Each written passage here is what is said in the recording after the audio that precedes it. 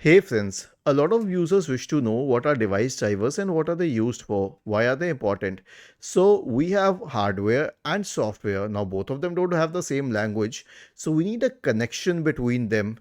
Now this connection is called the drivers. If you search for device manager and open the device manager, you will be able to view all the drivers here. My suggestion is to keep them updated, keep on updating them from time to time. This is important.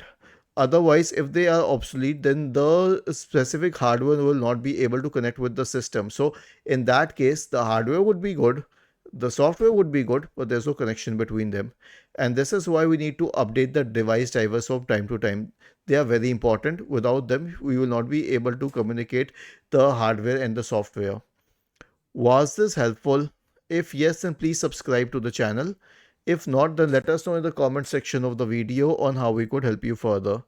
Thank you for watching this video and have a nice day.